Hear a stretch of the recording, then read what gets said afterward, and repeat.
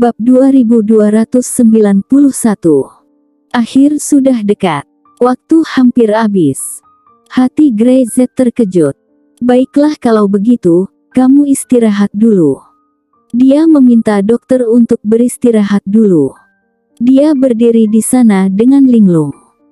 Setelah beberapa saat, Greyz mengambil napas dalam-dalam dan berjalan ke kamar. Sulit membayangkan bahwa bocah tua nakal yang pemberani dan tak terkalahkan 3 tahun lalu, terbaring lemah di tempat tidur pada saat ini, kehilangan kekuatan sebelumnya. Aku belum mati, kenapa ekspresimu begitu? Bocah nakal tua itu tidak bisa menahan kutukan ketika dia melihat ekspresi Greyz. Dia berjuang untuk duduk, tiba-tiba merasa sedikit lemah di tangannya, dan ekspresi wajahnya tidak bisa membantu tetapi berangsur-angsur mengeras, dan jejak kehilangan dan ketidakberdayaan melintas. Merasakannya. Greyz tersenyum masam. Kamu pasti menjadi tua. Bocah nakal tua itu tidak mengatakan apa-apa. Berbaring di sana, memejamkan mata, sepertinya merasakan perubahan di tubuhnya dengan hati-hati. Hei. Setelah beberapa saat, dia membuka matanya. Kehilangan di matanya tersapu, dengan semacam mencela diri sendiri. Ini benar-benar tua. Akhirnya sudah sampai di sini. Bocah nakal tua itu dengan lembut menggelengkan kepalanya. Sayang sekali saya tidak menunggu sampai murid itu tumbuh dewasa, dan dia melihatnya menjadi ahli tiada taraf. Hei, sayang sekali. Ayudhya Z baru berusia 3 tahun dan bisa sebenarnya mulai mengajari, tetapi bocah lelaki tua yang nakal itu masih tidak melakukannya. Dia merasa tertekan setiap melihat betapa menyakitkannya dia. Sebelumnya, dia bersumpah dan mengatakan bahwa setelah Ayudhya Z bisa berjalan pada usia 1 tahun, dia akan mulai mengajarinya latihan. Tidak peduli di mana dia memikirkannya, dia tidak melakukannya dan malah sangat memanjakan Ayudhya sekarang. Jangankan menyuruh Ayudhya Z memoles keterampilan dasar, melakukan gerakan berat, menderita, berdarah dan berkeringat, bahkan meski dia tidak sengaja menabrak batu, batu itu pasti dihancurkan oleh bocah nakal tua itu. Greyz dapat melihat bahwa bahkan mesku Ayudhya Z tumbuh dewasa, bocah lelaki tua yang nakal itu tidak akan pernah memaksanya latihan, kecuali jika Ayudhya Z ingin belajar. Bocah tua yang nakal itu tidak akan membiarkannya menderita. Berapa banyak waktu lagi? Greyz bertanya. Dia khawatir hanya bocah lelaki tua yang nakal itu sendiri yang paling tahu tentang ini.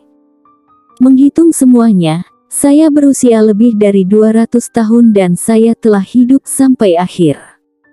Bocah nakal tua itu berkata. Tubuh membusuk, dan darahnya kekurangan. Saya hampir tidak bisa bertahan selama setengah tahun. Memikirkan hal ini, dia merasa sedikit tidak berdaya. Aku tidak bisa menghabiskan lebih banyak waktu dengan muridku. Bocah nakal tua itu tidak takut mati, dia juga tidak peduli tentang hidup dan mati. Dalam hidupnya, dia senang dan murah hati, dan dia bahagia. Pada saat itu, dia tidak perlu khawatir, hari yang bahagia adalah hari kematian, tetapi sekarang, dia mengkhawatirkannya. Sulit untuk menyerah memimpikan sesuatu.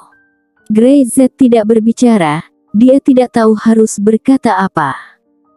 Selama setengah tahun, bagi lelaki tua nakal itu sudah menjadi hal yang sangat bagus, tetapi bagi Ayudhya Z, dia masih sangat muda, dan dia harus melalui perpisahan ini. Greyz merasa sedikit sedih. Guru. Di luar ruangan, suara kecil Ayudhya Z datang. Dia berlari dengan mata merah dan bergegas ke tempat tidur, tampaknya sudah menangis untuk waktu yang lama, membuat bocah nakal tua itu tertekan, dan berjuang untuk duduk, membelai kepala kecil Ayudhya Z.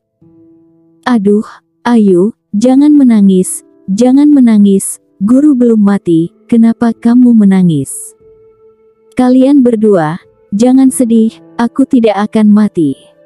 Dia melirik Grey Z, berharap Grey Z mau bekerja sama, tidak membuat Ayudhya Z sedih.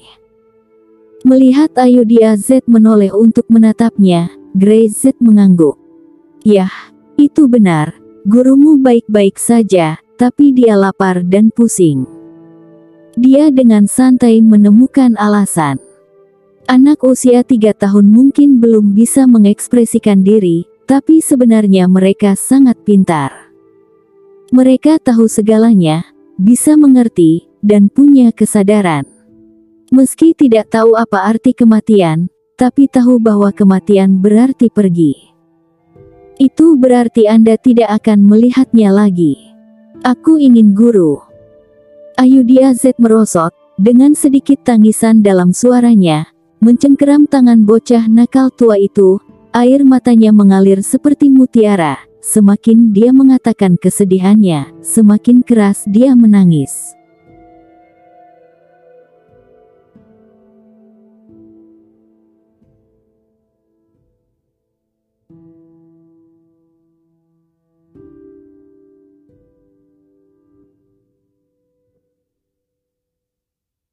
Bab 2292. Panggil guru. Aku tidak akan membantah guru, jangan pergi, oke? Ayu pasti akan patuh. Guru ingin Ayu praktek, dan Ayu akan melakukannya. Ayu tidak takut menderita. Tidak takut. Dia tiba-tiba menangis, seolah-olah akan menjadi momen berikutnya di mana kehilangan guru yang mencintainya. Matanya merah karena menangis. Aduh, bagaimana bisa bocah nakal tua itu tahan? Dia tidak pernah takut pada apapun, bahkan jika dia bertarung melawan langit, dia merasa bahwa dia penuh dengan sukacita.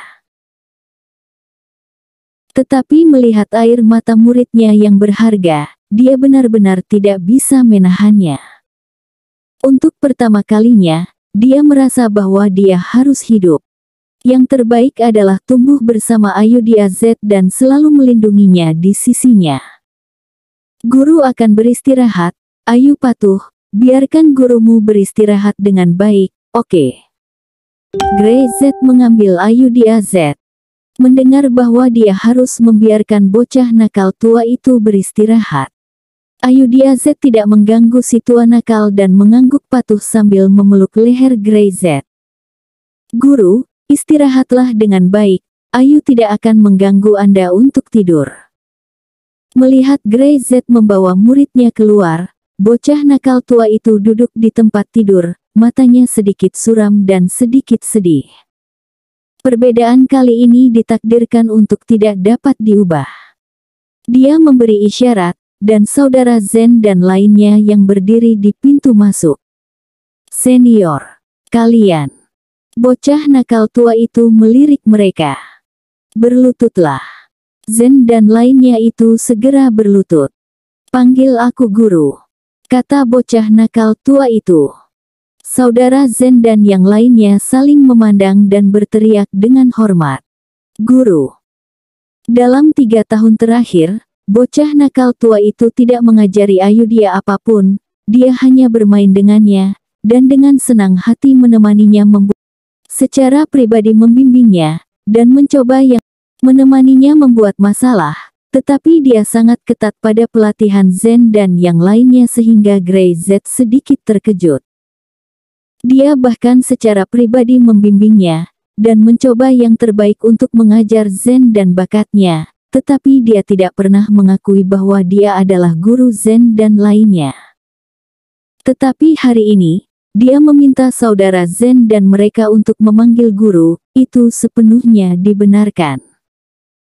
Saya telah bersumpah untuk tidak pernah menerima murid apapun dalam hidup saya, tetapi sekarang sumpah ini dilanggar, dan saya akan mati, saya tidak peduli lagi. Dia memandang Brother Zen dan yang lainnya. Kalian cukup bodoh. Prestasi mungkin lebih sulit daripada saya, tetapi mata memancarkan aura garang. Jika tidak mencoba, bagaimana Anda akan mengetahuinya? Saya tidak peduli hubungan kalian dengan Grey Z itu, dan bagaimana memperlakukan Ayudhya, tapi bagiku, dia adalah murid pertamaku, dan kalian semua adalah murid muda. Dia adalah kakak seperguruanmu, mengerti? Mengerti. Aku menginginkan kalian, apapun yang terjadi, kalian harus melindunginya. Jangan biarkan dia menderita sedikit pun. Apakah kalian mengerti? Dimengerti. Muridku yang terkasih, jika dia diganggu, dan kamu gagal melindunginya, meski aku akan mati, aku akan kembali dan memberikan kalian hukuman yang berat. Kalian mengerti? Mengerti. Kakak Zen dan yang lainnya berteriak serempak. Bahkan meski mereka tidak disuruh bocah tua nakal, mereka benar-benar bersedia untuk melindungi Ayudhya Z dengan cara apapun. Dan kata-kata bocah tua nakal itu bahkan lebih menyentuh mereka. Sepertinya dia sedang menjelaskan pemakaman. Setelah semua penjelasan selesai, wajah bocah nakal tua itu tiba-tiba menjadi lelah. Dia melambaikan tangannya, meminta Brother Zen untuk bangun dan menatap semua orang di sekitar, dan berkata sambil tersenyum. Sebenarnya, kalian, itu cukup bagus dan menarik. Itu membuat hatiku senang. Sayang sekali. Bocah nakal tua itu menghela nafas. Aku hanya punya beberapa tahun lagi untuk hidup. Tapi aku bisa mengajarimu beberapa jurus lagi. Aku tahu bahwa kalian semua adalah orang-orang yang tidak patuh, dan kalian semua adalah orang-orang yang berani melawan langit. Kebetulan, aku juga sama. Dia tertawa keras dan menatap Brother Zen. Ingat semuanya.